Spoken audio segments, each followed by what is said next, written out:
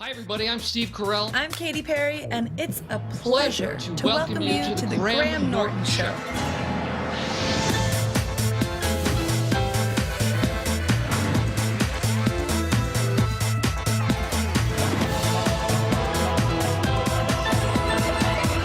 Good evening and welcome to the show. It's a bank holiday weekend, hurrah. Hope you've got some nice things planned. Maybe you've got a family baptism to go to. How to splash the holy water on the child while maintaining social distance? That's how. Maybe you're going to pop down to the allotment. No, before crops get too big. Too late.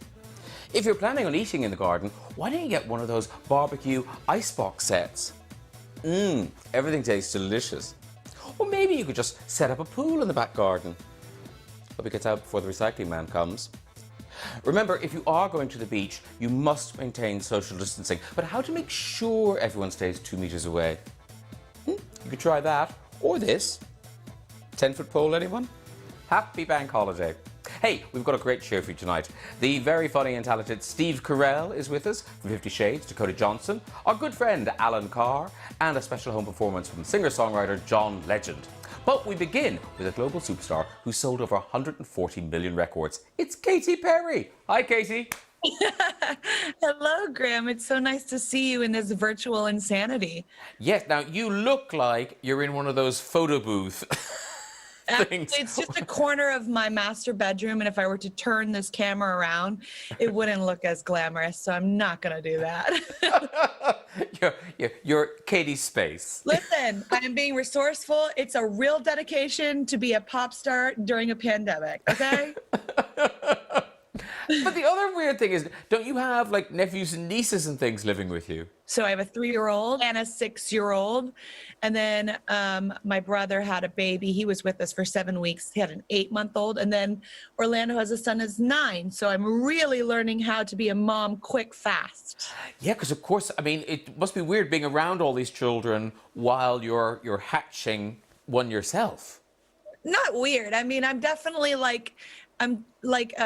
kids gravitate, to me and my music and my visualization. So I'm used to it, but I'm not used to being woken up by them early in the morning at 7 o'clock in the morning, just them looking at me by the side of my bed, just going red rum, red rum, red rum.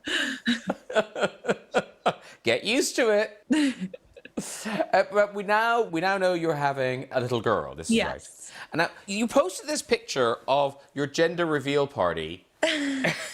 So tell me this. What's on Orlando's face? Is that cake? Is it icing? What is that? It's pink icing because I thought it would be funny to do a fake cake reveal. So, you cut the cake and you get the color and there's no color and he's kind of confused. And then all of a sudden you come around with like a pink pie and you just go and that's what happened. And that's how we found out it was a girl. And now I'm having a Yay! little. Oh, look at that. We've got a guest and a half on the show. Yes, you get a twofer, Graham. But you're not just creating new life. No, you're still working. So American Idol just finished at the weekend. Yes, it actually just finished last night. We crowned our American Idol and it was fantastic. We did 4 weeks of remote filming and I thought it was amazing with all the things, all the variables we had to consider. And as part of the show, you dressed appropriately. We've got some pictures of you. There you are as hand sanitizer. Well, I wanted to maintain the highest level of safety for our show, And if anyone was wondering who was buying all the toilet roll in LA, apparently it was you. I just thought, man, it sure is going to get a little bit linear, let's say linear, filming from home. So how do we make this interesting? How do we spice it up and keep people smiling? But you're also making new music yourself. That's right. Daisy's the new single, right? Yes, it just came out on Friday. And it's a simple message of staying true to your dreams, no matter what anyone says or nasty comment anyone leaves on your Instagram. In the pandemic, it took on a whole new meaning. I definitely have felt like, oh gosh, I've taken some things for granted. And when I get out of this hell. I'm going to live my best life 2.0, and I'm going to do all those things that I maybe put on a shelf and thought were so accessible at any time. And so I hope that this song can be kind of the soundtrack to that 2.0 lifestyle that everybody, I think, is dreaming about right now. They tell me that I'm crazy, but I'll never let them change me. So they cover me in daisies, daisies, daisies. Wow, beautiful. I'm applauding. Thanks. Me and the nation. It's very raw. I mean, it wasn't exactly what I was planning on doing, but I guess it is interesting if you've never been so raw. Like, usually I'm like, I'm Hollywood. I put the hoe in Hollywood for sure. I think it's beautiful. It's really gorgeous. I was thinking those daisies were delivered in the back of a truck. That's thousands of pounds. You know what they are? I don't even know if they're daisies, to be completely honest. I think they're canyon sunflowers, but you just, you got to do what you got to do. And now this is going to be on the new album. When can people expect the new album to happen? Yes, the new album comes out August 14th. With more songs before that. Okay. And is that I thought that was a rug the whole time. Is that a dog? It is a dog. It's a dog. He was supposed to be sitting beside me with your daisy chain. You said there's a daisy chain, and he was wearing it like a crown, and then it was too heavy for an old dog, and he collapsed. So. I can only see. Now it's like a wreath. Is that a boy or a girl? It was a boy. It's a good boy. He's a very good boy. Yeah. Now, your music videos, your fans always love them, but the last one in particular, for Never Worn White, this is where you revealed your baby bump for the first time.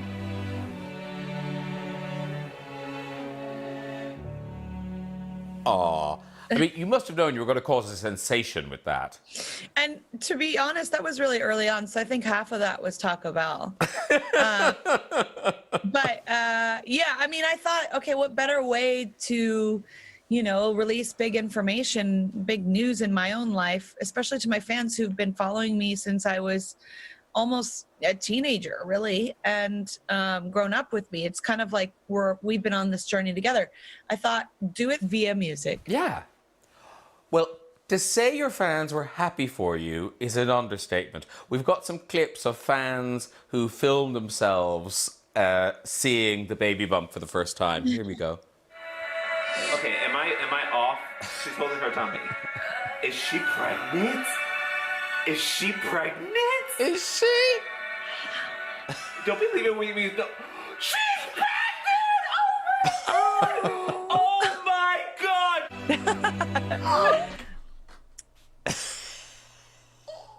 She's pregnant!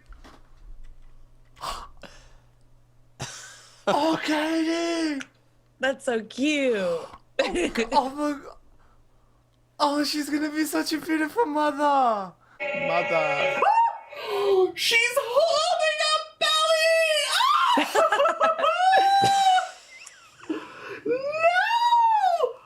No! The middle one was excited because he was in a womb so recently. Yes.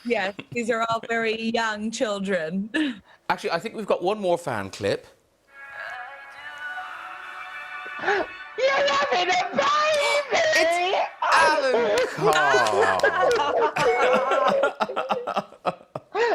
Oh my God. This isn't just a fan, that's Alan Carr. Do you know what? Alanis is a lovely baby name for a girl. Alanis. Oh, it sounds like that's been taken, babe. Sorry. Oh my God, I can't. I'm just so shocked. I was looking for a fan and it's Alan Carr. Oh, well, I am a fan, and congratulations, my love.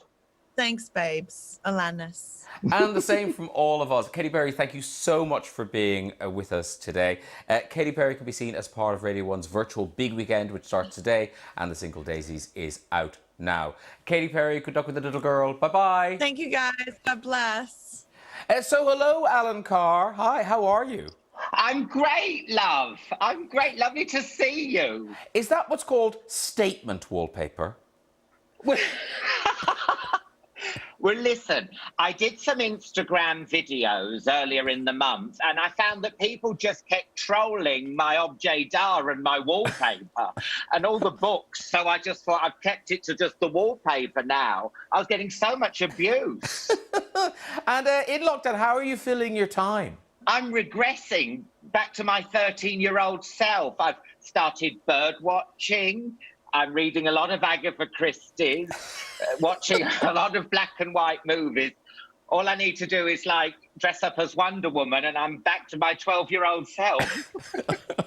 But now, are you in lockdown on the farm? Yes, I'm on the farm. We had lockdown on the farm. And so it's just been so weird for me because obviously Paul is a farmer.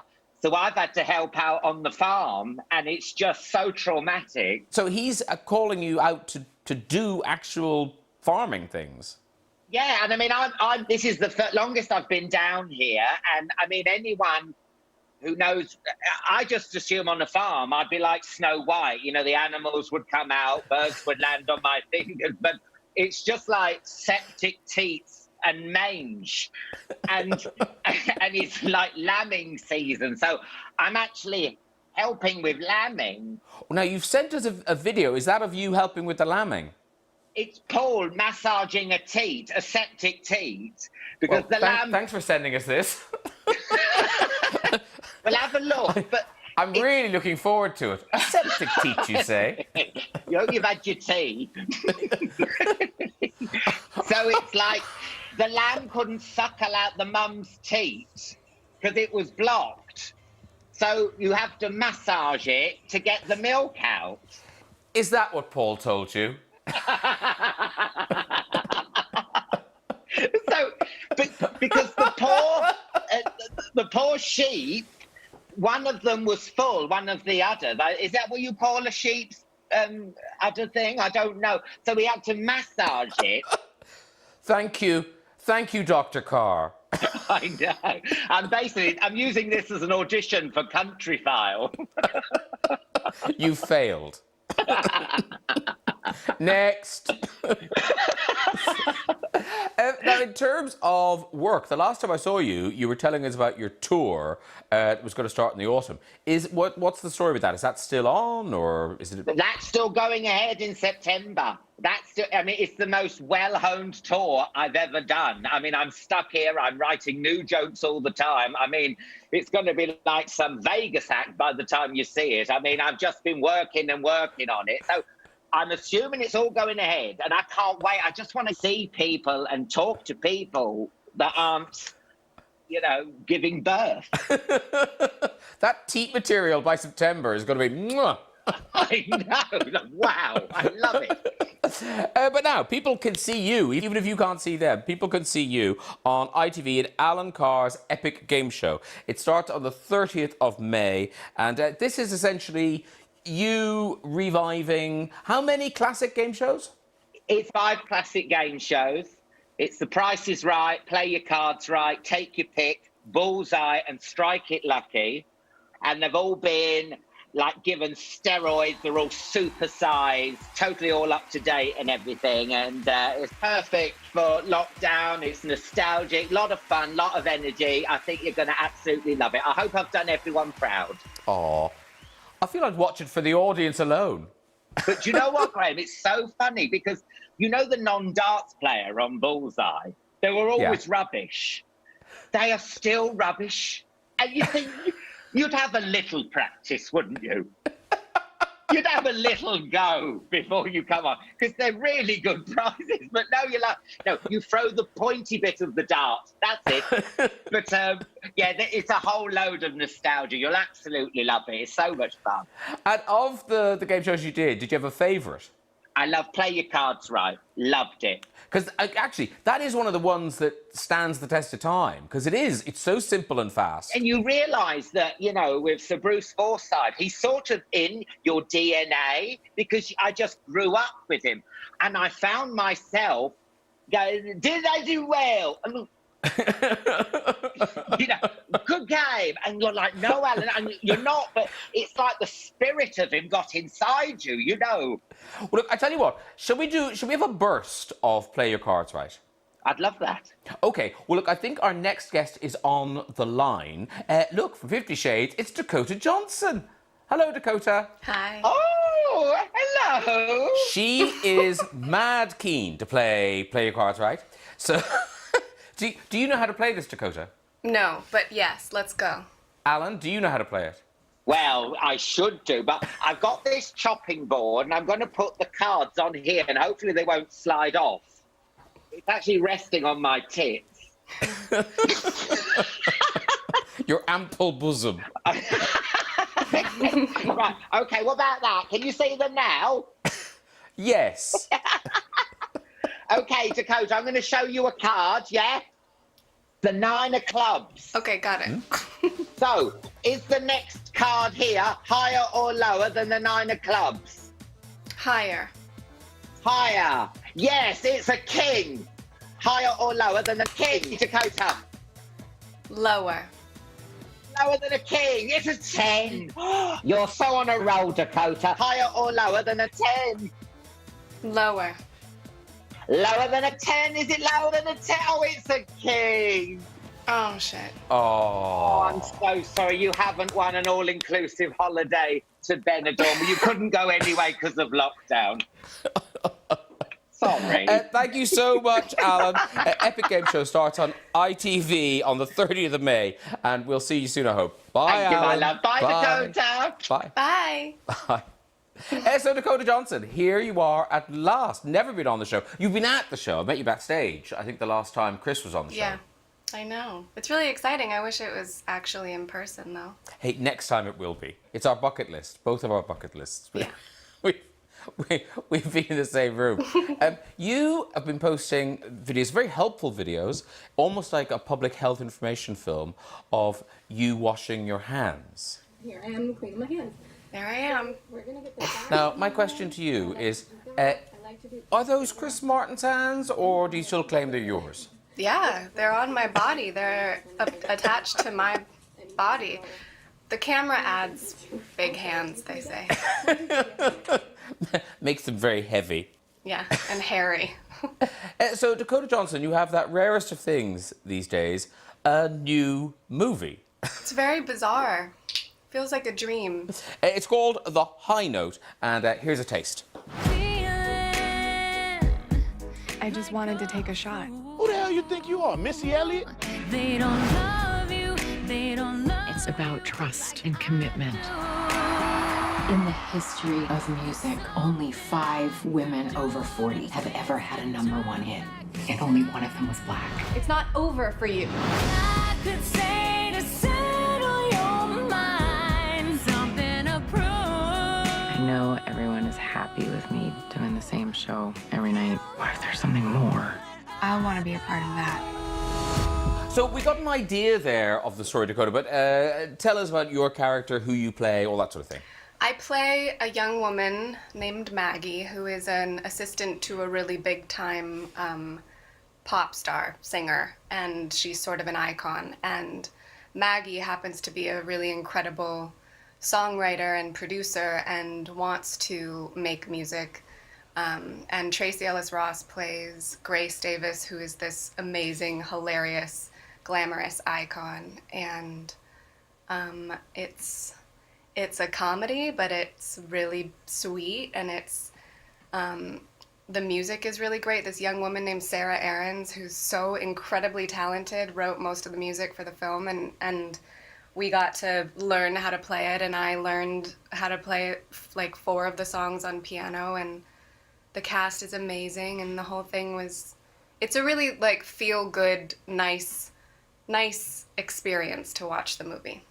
And presumably, in the movie, Maggie's treated, quite well, but then also badly. Have you seen a lot of bad behavior over the years? I mean, I grew up with parents who are actors, and I've been around some pretty wild people, and they've done some pretty wild things.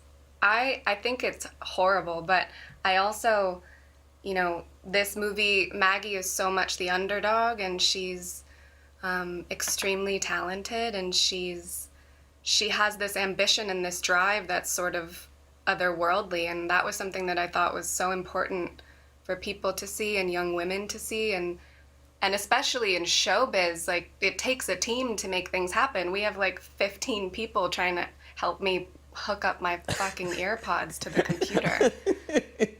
So And failing. and failing, mostly because I'm stupid.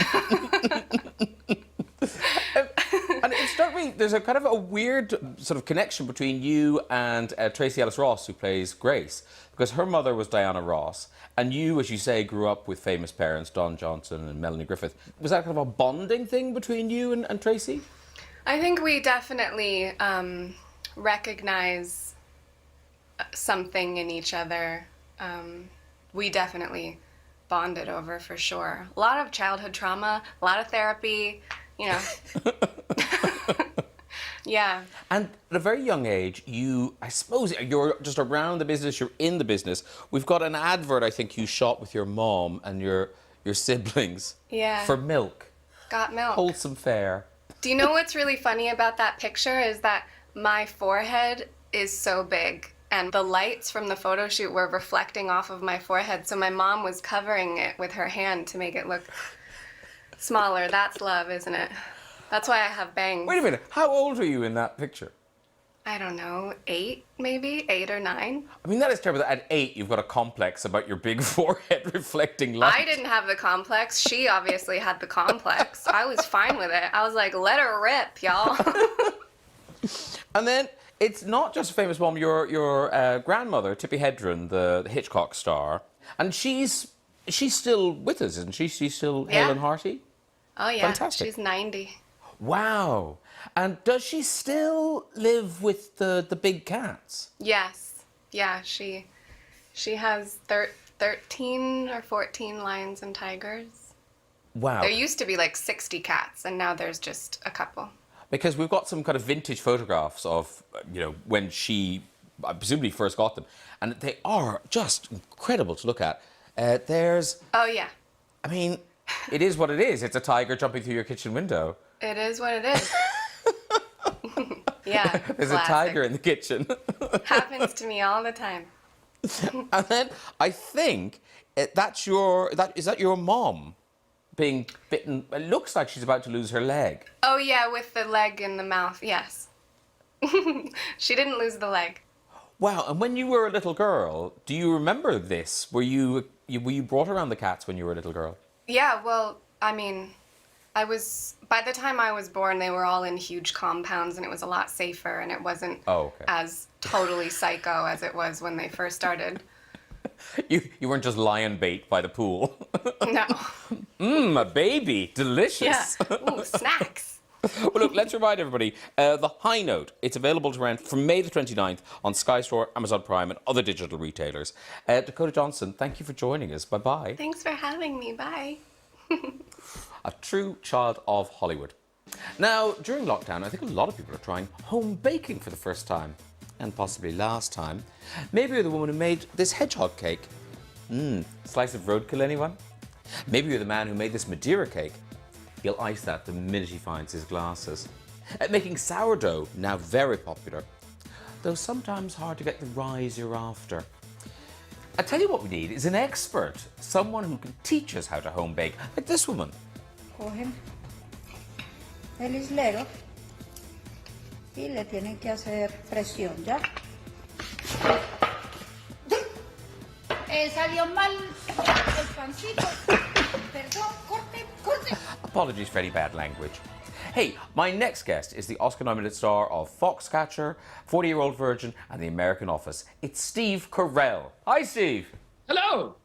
And now I've seen you do quite a few of these Zoom interviews on various things, but is it true that you personally have no idea how to do a Zoom? I'm not good at it, no. My wife is our tech guru in the house. Have you not learned anything? No, because I've relied so heavily on her that I've become complacent, and those muscles have grown extremely weak. And now I've given up. Now I pretend, I feign my ignorance in order to just get her to do it. Yeah. Do it wrong, and then you'll never have to do it again. That's basically my rule in life. And weirdly now, during lockdown, you've featured in an awful lot of memes. I'm sure you know this. I'm sure you've seen them. This one became popular here when the government announced that they were planning to reopen the schools. When someone asks if I'll continue to homeschool after the lockdown, No, God! No, God, please, no! No! No! No. No! and then this one, it sort of was after our Prime Minister here, Boris, was trying to explain the new rules in easing of lockdown, and it wasn't totally clear, and somebody noticed the resemblance to this. And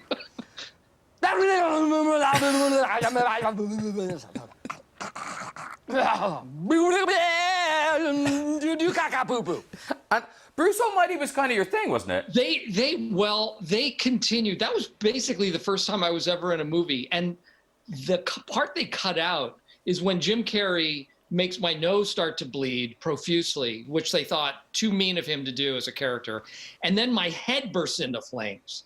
They had a gas line. It wasn't even a special effect, like a digital effect. It was a real live practical effect. They ran a gas line up, like down my back, and they put a coil on top of my head, and they like put gel on my head so it wouldn't burn.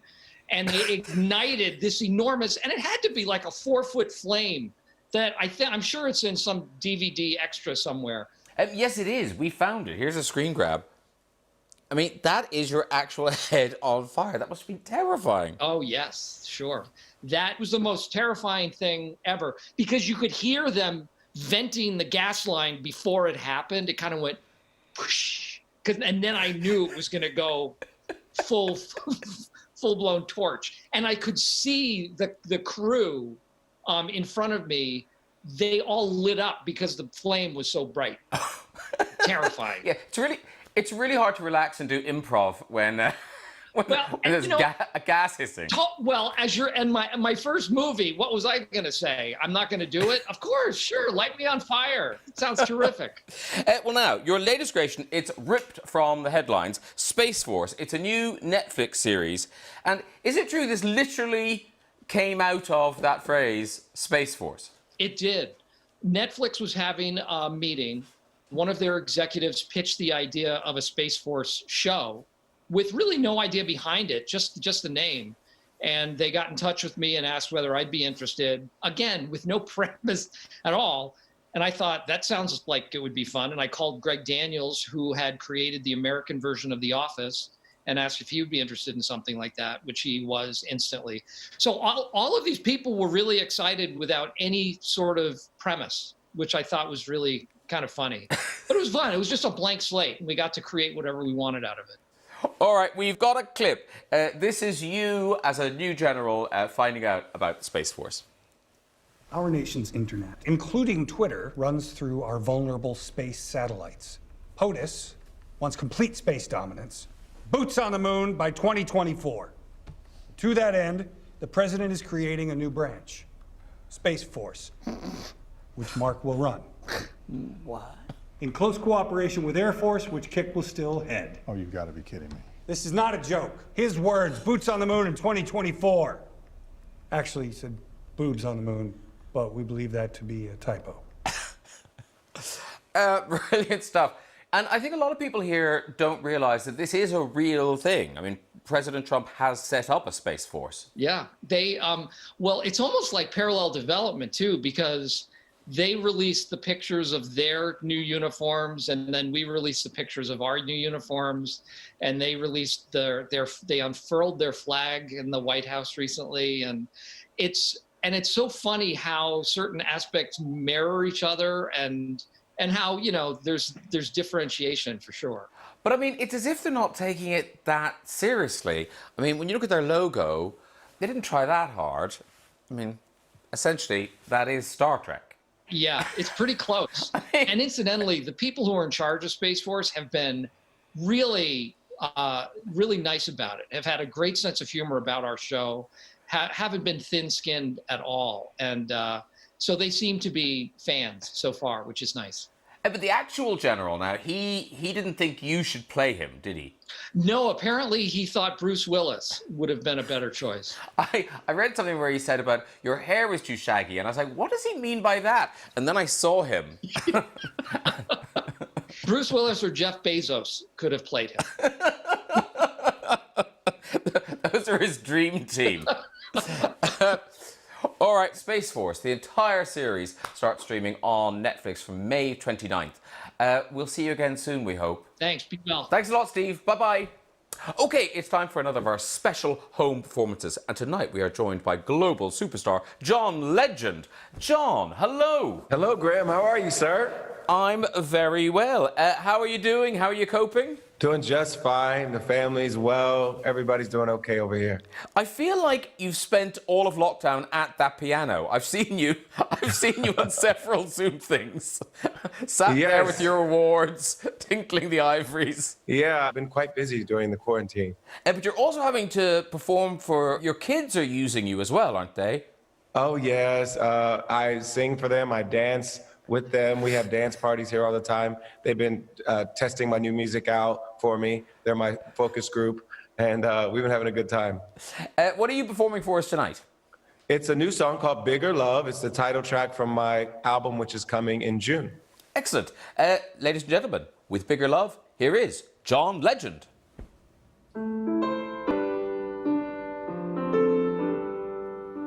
I don't want to think about nothing, just watching you dancing. It feels like the beginning of something. And in the end, all I want to do is just fall in. I don't want to think about nothing. Everybody got so much to say. Every time we push it away. Every day a new reason to stay. 'Cause we got a big love. Won't ever give it up. No. We got a one-way ticket out. We ain't going no place but out. Nothing can stop this. No one can stop us. We got a big love. I don't wanna think about nothing. The world feels like it's crumbling. Every day another new something. And in the end, can't nobody do us in. I just wanna think about loving. 'Cause we got a big love. We'll never give it up, no. We got a one-way ticket out. We ain't going no place without. Nothing can stop this. No one can stop us. We got a big love.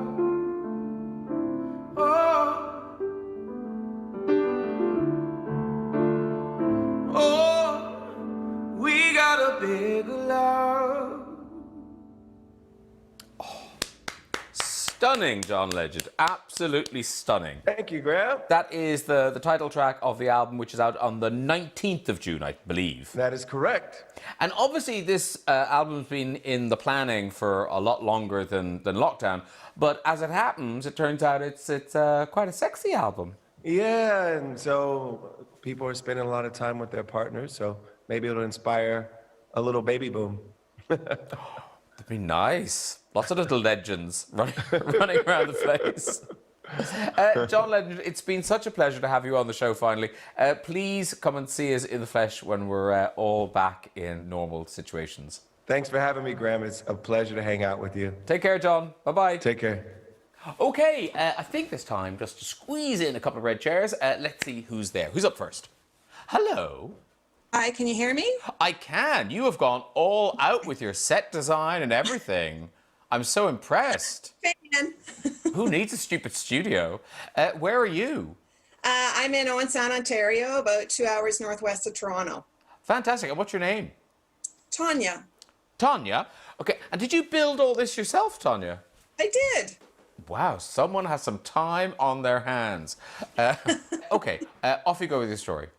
Well, I'm going to tell you about a lesson I learned while teaching geography. which is if you're short on time, never ever draw something from a map instead of using an actual map. So I drew this. Hudson Bay, James Bay, straight down to the Great Lakes to get to Owen Sound. And everyone laughed, but these kids were friends with my son. So that night at the supper table, my son said in a very stern voice, "Mom, I hear you were drawing penises at school today." And in fairness, you were. I'm going to flip you, though. There you go. I'm feeling quite, I don't know, a bit antsy, a bit flippy tonight. I have to say, Alan Carr will recognise that drawing. It looked very like a sheep's teat. Okay, next up. Hello! What's your name? I'm Jennifer. Jennifer, and where are you? I am in Elk Ridge, Maryland. Okay, and you're there with your friends? I am there with my friends, yes. Don't be jealous. No, I'm really not. Off you go with your story. So I'm a nurse, and as a new nurse, I was working with a patient who was admitted because his toes were kind of rotten. They were very blackened. They were dried out. And I was taking care of him and went into his room and did my assessment and found that not only were his toes rotten, but his penis was rotten as well. And I laughed to one of my colleagues and said, if that falls off on me, I'm going to quit. I'm not going to be a nurse anymore. So a couple days later, I went into his room and he had his water glass sitting next to his bed. And I glanced over at the water glass, and floating in the glass was what looked like his penis.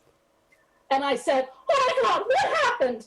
And he looked at me and he looked at the glass and he said, "Oh, that was the sausage from my breakfast tray. It was kind of crunchy, so I thought I would soften it up."